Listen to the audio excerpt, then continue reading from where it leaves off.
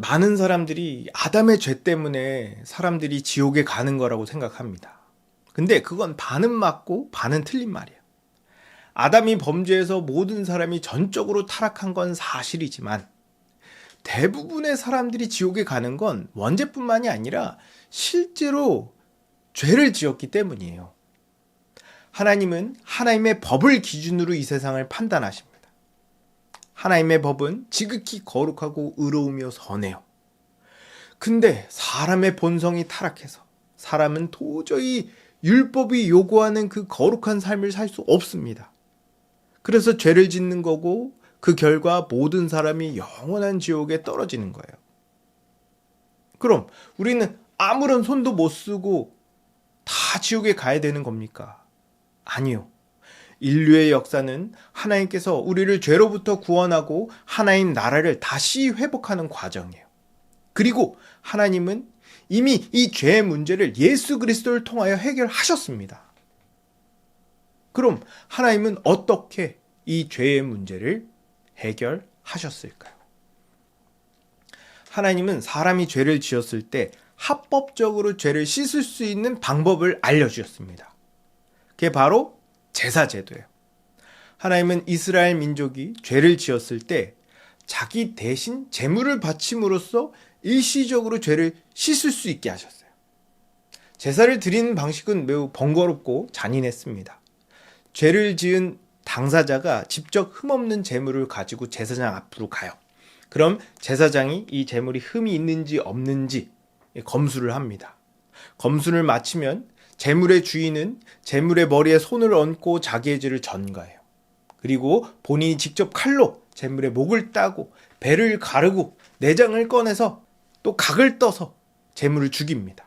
그때 제사장이 제물의 피를 받아 제단 여기저기에 피를 뿌리고 제물을 불태워요. 그럼 그 사람의 죄가 사함받는 겁니다. 하나님은 이렇게 제물이 대신 죄를 뒤집어 쓰고 죽으면 그 죄가 씻겨질 수 있도록 하셨어요. 그럼 아무거나 제물로 드리면 되냐? 아니요. 제사가 성립되려면 크게 세 가지 조건이 맞아야 됩니다. 첫째로 제물은 하나님께서 정해주신 것이어야 했어요. 하나님은 사람이 기르는 가축 중에 소, 양, 염소, 가난한 자는 비둘기를 제물로 바치라고 명령하십니다. 그 외의 동물은 모두 속된 동물로 여겨졌고 제물로 바칠 수 없었어요. 둘째로 제물은 점이나 흠이 없어야 했습니다. 아무리 하나님께서 정하신 제물이라 할지라도 만약 그 제물에 상처나 장애나 어떤 흠집이 있으면 그 제물은 하나님께 드려질 수 없었어요. 셋째로 제물은 반드시 죽어야 됩니다. 성경은 피 흘림이 없은즉 죄사함도 없다고 말해요. 아무리 안수해서 제물에게 죄를 전가했다 할지라도 제사법대로 그 제물을 죽이지 않으면 죄는 해결되지 않고 그 사람에게 그대로 남아있게 되죠. 이스라엘 민족은 이렇게 번거롭고 잔인한 제사 제도를 개인적으로 그리고 국가적으로 시행했습니다. 하나님께서 이스라엘에게 제사 제도를 주신 이유는 분명했어요. 누군가가 나의 죄를 대신해 죄값을 치르면 용서받을 수 있다는 대속의 원리를 가르쳐주기 위함이었습니다. 근데 이 제사 제도에는 아주 치명적인 한계가 있었어요. 동물로 드리는 제사는 사람의 죄를 완전히 씻을 수 없다는 겁니다. 그쵸? 이 동물과 사람은 완전히 다른 존재인데 어떻게 사람의 죄를 완전히 대신할 수 있겠어요? 그럼 사람을 제물로 드리면 되겠네요. 그렇게 생각할 수 있는데 모든 사람은 태어날 때부터 이미 흠이 있는 죄인이기 때문에 사람을 제물로 드릴 수가 없습니다.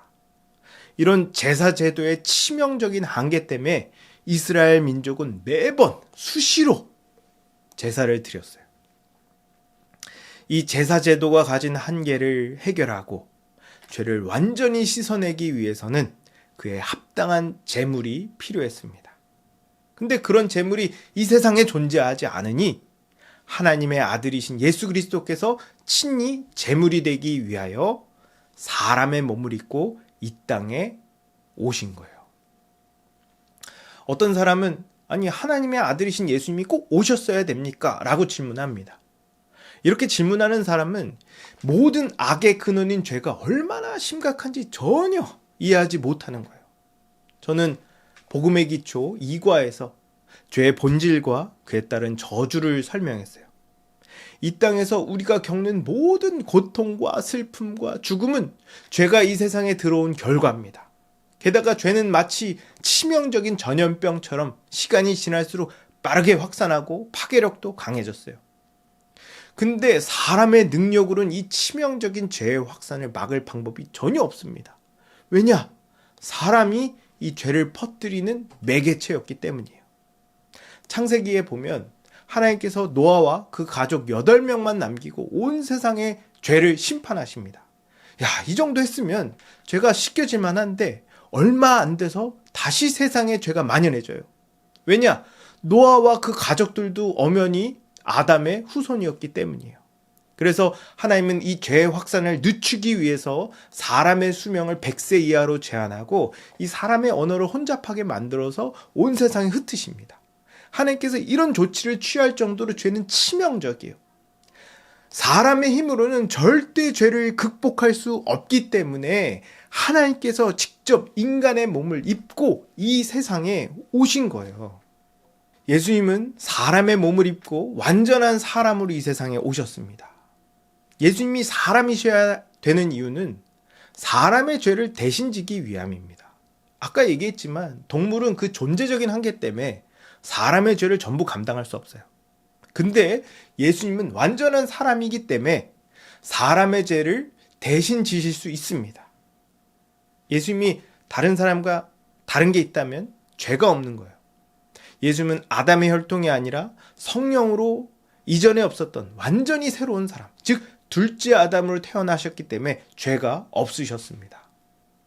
이렇게 예수님은 이 땅에 오셔서 30년 동안 세상의 모든 죄악을 친히 경험하시고 오고 가는 모든 인류의 죄를 대신 지고 십자가에서 화목제물로 죽으셨어요. 화목제물은 진노를 누그러뜨리다 라는 의미를 가지고 있습니다. 다시 말하면 하나님께서 인류에게 내리셔야 할 무한한 진노를 예수님 혼자서 전부 감당한 거예요. 어떤 사람은 한 사람이 모든 인류의 죄를 전부 감당하는 게 가능하냐 물어봅니다. 그쵸? 만약 예수님이 단순히 사람이기만 했다면 불가능했을 겁니다. 근데 예수님은 완전한 사람인가 동시에 완전한 하나님이셨기 때문에 예수님께서 홀로 모든 인류의 죄를 다 지고 죽으실 수 있었어요. 물론 어떻게 무한하신 하나님이 유한한 인간이 될 수 있느냐에 대해서도 역사 가운데 많은 논쟁이 있었어요. 근데 그건 하나님의 신비이기 때문에 인간의 이성으로는 도저히 풀 수 없는 영역입니다. 그래서 우린 이거를 믿음으로 받아들여야 돼요. 어쨌든 예수님은 2000년 전에 딱 한 번 죽으셨지만 하나님이시기에 과거, 현재, 미래 이 모든 인류의 죄를 넉넉히 감당할 수 있었어요. 그래서 예수 십자가 복음을 믿는 자들은 모든 죄가 완전히 사함받을 수 있는 겁니다. 근데 예수님께서 정말 화목제물로 죽은 건지는 어떻게 알 수 있죠? 그건 너무 분명해요. 먼저 구약 성경이 예수님의 죽음을 이미 수차례 예언을 했습니다. 가장 유명한 구절로 이사야 53장이 있죠. 그가 찔림은 우리의 허물 때문이요 그가 상함은 우리의 죄악 때문이라. 그가 징계를 받음으로 우리는 평화를 누리고 그가 채찍에 맞음으로 우리는 나음을 받았도다. 우린 다 양 같아서 그릇 행하여 각기 제 길로 갔거늘 여호와께서는 우리 모두의 죄악을 그에게 담당시키셨도다. 예수님도 스스로를 그렇게 말하고 있어요. 인자가 온 것은 섬김을 받으려 함이 아니라 도리어 섬기려 하고 자기 목숨을 많은 사람의 대속물로 주려 함이니라. 예수님이 죽으신 후에 일어난 사건을 통해서도 알 수 있습니다. 예수님께서 십자가에 죽으시자 하늘이 어두워지고 휘장이 위에서부터 아래로 쫙 갈라졌어요. 이 휘장은 이 지성소와 성소를 구분하는 이 가림막이었습니다. 지성소는 하나님의 임재를 상징하는 곳이었고 죄인은 절대로 그 안에 들어갈 수 없었어요. 오직 대제사장만이 1년에 딱 한 번 들어갔는데 이마저도 대제사장이 자신을 거룩하게 성별하지 못하고 지성소에 들어가면 죽었어요. 그 정도로 지성소는 죄인이 들어갈 수 없는 거룩한 곳이었습니다. 근데 예수님이 죽으시자 그 지성소와 성소를 구분하는 휘장이 찢어지면서 죄 문제가 해결됐고 하나님과 사람과의 관계가 회복되었다는 것을 상징적으로 보여줬어요.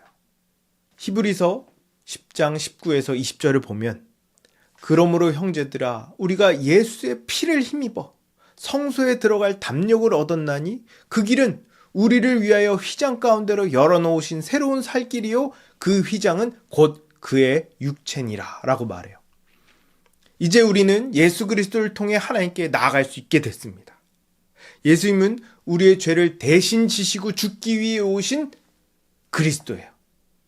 하나님은 이 예수 그리스도를 구주로 인정하고 예수님께서 십자가에서 이루신 일을 믿는 자에게는 예수님의 죽음을 그 사람에게 적용시킵니다. 그래서 복음을 믿으면 죄가 사함받고 하나님과의 관계가 회복되는 거예요. 여러분, 이 땅에서 우리가 겪는 모든 아픔과 슬픔과 죽음은 전부 죄 때문에 벌어진 일입니다. 하나님은 우리를 이 죄로부터 구원하시기 위하여 피조세계를 보존하셨어요. 그리고 드디어 때가 참에 예수 그리스도로 우리를 죄에서 구원할 길을 만들어 주셨습니다. 이 복된 소식이 바로 복음이에요. 이 예수 그리스도의 복음을 믿으면 누구라도 구원을 받을 수 있습니다. 그러니 이 예수 그리스도의 십자가 복음을 믿고 죄로부터 해방되어 영생을 얻으시기를 주님의 이름으로 축복합니다.